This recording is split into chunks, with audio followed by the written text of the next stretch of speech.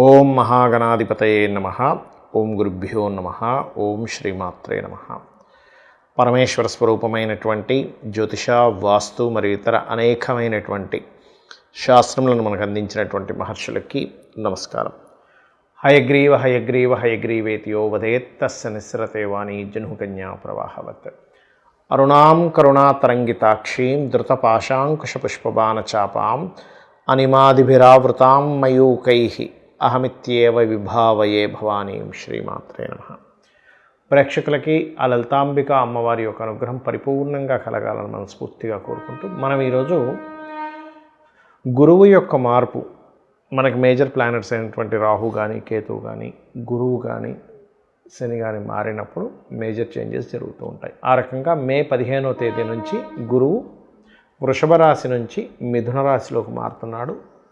October 19వ తేదీ కల్లా మళ్ళీ మారిపోతాడు, కర్కాటకంలోకి మారిపోయి నవంబర్ 12వ తేదీ నుంచి మళ్ళీ వక్రించుకుంటూ కర్కాటకంలో వక్రగతి ప్రారంభమై మనకి మిథునంలోకి రావడం జరుగుతుంది. ఈ సంవత్సరం యొక్క గొప్పతనం ఏమిటంటే ఎప్పుడూ కూడా చాలా రేర్గా జరుగుతాయి ఇవి. ఒకే సంవత్సరంలో అంటే విశ్వవసునామ సంవత్సరంలో 3 రాసులు మారుతున్నాడు గురువు. దీనివల్ల కలిగే ఫలితాలు ఏమిటనేది నేను మీకు ఎండింగ్లో చెప్తాను. ఏ లగ్నం లేదా ఏ రాశి వారు చెప్పేసుకున్న తర్వాత సో వీడియో ఎండింగ్ వరకు చూడండి. అయితే ఈ విషయాలు చెప్తుంది నేనైనప్పటికీ కూడా చెప్పిస్తుంది సాక్షాత్ లలిత అమ్మవారిగా భావిస్తూ ఒక్కొక్క లగ్నం గురించి మనం తెలుసుకుందాం. కర్కాటక లగ్నము, కర్కాటక రాశి. మీకు గనక చూసుకున్నట్లయితే 12వ స్థానంలోకి గురువు వస్తున్నాడు. చాలామంది ఏమనుకుంటారంటే ఏమంటే 12వ స్థానంలోకి వస్తున్నాడు, ఇంకేముంది, అసలు ఇంకేమీ పనికిరాదు, అసలు మొత్తం అన్నీ కోల్పోతాం అనుకుంటారు. అలా కాదు. ఎప్పుడూ కూడా గురువు మీ లగ్నానికి శుభుడైనా పాపైనా ఎంతో కొంత మంచి చేస్తాడు. ఇది పాయింట్ నెంబర్ 1. రెండవది ఏమిటి అంటే భాగ్యాధిపతి 12 అంటే విదేశాలకు వెళ్ళి ఎవరైతే చదువుకుందామని ఉన్నత విద్యల కోసం ఆరాటపడుతూ ఉంటారో, ప్రయత్నం చేస్తూ ఉంటారో వారికి ఖచ్చితంగా ఆ అవకాశాలు వచ్చి తీరుతాయి. ఇది రూల్ అన్నమాట. ఈ కర్కాటక లగ్నానికి శుభుడే ప్రధానంగా. కాకపోతే 12లో ఉన్నందుకు 12 రిలేటెడ్ సంబంధించినటువంటి 12th హౌస్ రిలేటెడ్ బాగా ఇస్తాడు. అంటే వివాహ జీవితంలో ఏమైనా డిస్టర్బెన్సెస్ ఉన్నాయనుకోండి, ఉదాహరణకి 12వ స్థానంలోకి జూపిటర్ వచ్చినందుకు ఇద్దరి మధ్యన ఒక అండర్స్టాండింగ్ తీసుకురావడము. 12వ స్థానం ఇన్వెస్ట్మెంట్స్ కాబట్టి చక్కటి ఇన్వెస్ట్మెంట్, అందులో ముఖ్యంగా గురు రాశిలో శని ఉన్నందుకు లాంగ్ టర్మ్ ఇన్వెస్ట్మెంట్స్ ద్వారా కలిసి రావడము, ఇటువంటివన్నీ కూడా జరుగుతాయి. అయితే ఈ గురువుకి 12లో ఉండేటువంటి ఈ లగ్నం నుంచి 12లో ఉండేటువంటి గురువు ఎవరైతే ఉన్నారో ఈ గురు రాశిలో శని కూడా ఉన్నందుకు ఈ గురువు 4వ స్థానాన్ని అంటే లగ్నం నుంచి విద్యాస్థానాన్ని, ప్రాపర్టీ స్థానాన్ని, ఈ స్థానాలను వీక్షిస్తున్నాడు. కాబట్టి విద్యా విషయాల్లో జయం ఉంటుంది. ఏదైనా ఒక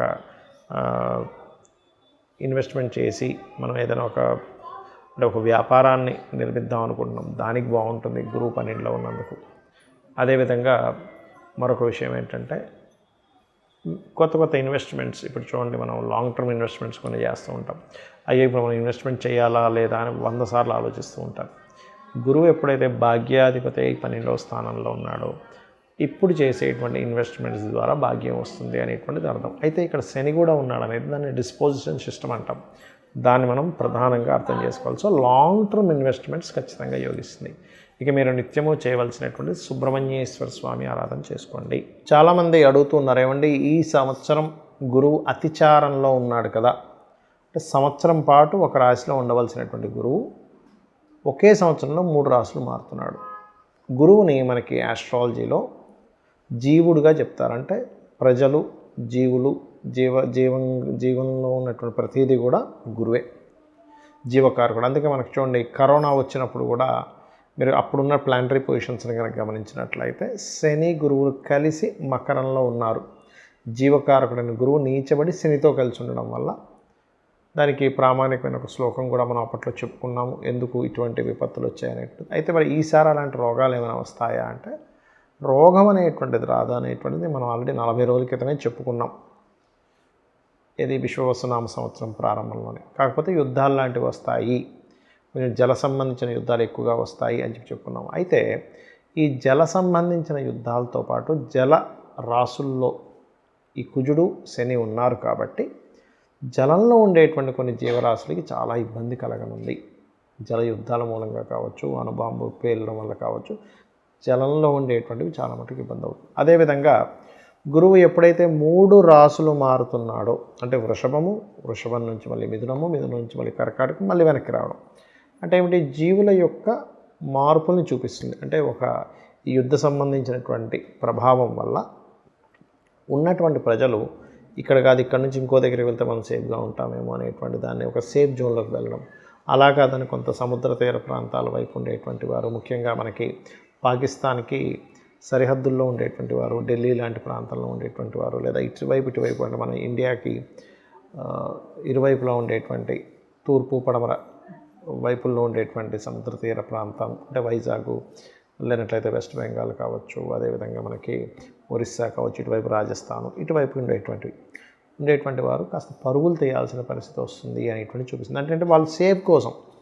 ఇదేదో ఎవరినో భయపెట్టడానికి కాదు, గుర్తుపెట్టుకోండి. ఇదంతా ఎందుకు చెప్తున్నానంటే జూపిటర్ ఇలా 3 రాసులు మారినప్పుడు అయితే మన దేశం కంటే కూడా ఇతర దేశాల వాళ్ళకి చాలా ఎక్కువగా ఉంటుంది ఇబ్బంది. అంటే పాకిస్తాన్ మన శత్రు దేశానికి చాలా ప్రమాదం కానివ్వండి, చాలా ఇబ్బందికరమైన వాతావరణం అనేటువంటిది వాళ్ళు చూస్తారు. ఆ దేశం వాళ్ళు ఎక్కువగా పరుగులు తీయాల్సి వస్తుంది మన దేశంలో ఉండే వాళ్ళకంటే. మన వాళ్ళు ఏంటంటే కొంచెం సేఫ్ దీనికోసం వెళ్ళవలసి వస్తుంది. అటువంటి పరిస్థితి నెలకొననుంది అనేటువంటిది మనం ఒక 45 రోజుల క్రితమే పాత వీడియోలో కనుక చూసుకుంటే ఈ జల సంబంధించిన యుద్ధాలు వస్తాయి, జలరాశిలో కుజుడున్నాడు అనేది చెప్పుకున్నాం. అప్పటికి ఇంకా అసలు విశ్వవసునామ సంవత్సరం కూడా ప్రారంభం కాలేదు. అయితే ఈ షష్టగ్రహ కూటమి, గ్రహణం ఇవన్నీ కూడా దానికి యాడ్ ఆన్ అవుతున్నాయి, కాదని కాదు. అయితే మరి అందరూ సరే నాకు డేట్ ఆఫ్ బర్త్ ఉంది కాబట్టి నేను పలానా రెమెడీ చేసుకుంటాను, మరి లేని వాళ్ళ పరిస్థితి ఏమిటి, ఈ యుద్ధ సంబంధించిన వాటి నుంచి కాపాడుకోవడానికి ఏమిటి, ఈ గురువు మారుతున్నందుకు మీకు మంచి ఫలితాలు రావడానికి ఏమిటి అని చూసుకున్నట్లయితే, ఎప్పుడైనా శని గనక మీనరాశుల్లో సంచరించేటప్పుడు ప్రధానంగా జరిగేవి ఏమిటి అంటే, కొంతమంది పీఠాధిపతులు వాళ్ళలో మార్పులు కానివ్వండి, లేనట్లయితే వాళ్ళకు కొంత హెల్త్ రిలేటెడ్, లేకపోతే వాళ్ళలో కొంత ఇబ్బంది కావడం, కొంచెం ధర్మానికి ఇబ్బంది రావడం, ఇట్లాంటివన్నీ కూడా శని గుర్రాశిలో ఉన్నప్పుడు ఇస్తూ ఉంటాడు. అయితే ఇక్కడ ప్రతి ఒక్కరు కూడా చేసుకోవాల్సిన రెమెడీ ఏమిటి శని మీన రాశిలో ఉన్నందుకంటే, దక్షిణామూర్తి యొక్క స్తోత్రము, కాలభైరవుడి యొక్క అష్టోత్తరము ఎక్కువగా చేసుకుంటూ ఉండాలి. కాలభైరవ స్తోత్రం మనందరం వినే ఉంటాం, దాన్ని విన్నా సరిపోతుంది. ఏమంటే నాకు నోటికి రాదండి అని బాధపడుతూ ఉంటారు చాలామంది.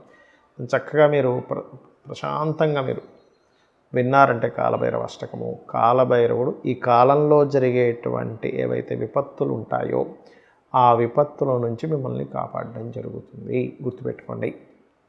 అలాగే హైదరాబాద్ నగరంలో ఉండేటువంటి వారు కూడా కాస్త ఈ ప్రాంతాల్లో ఎక్కడైతే మనకి జనసంచారం ఎక్కువ జరుగుతుందో అక్కడ కూడా కొంత జాగ్రత్తగా ఉండాలి.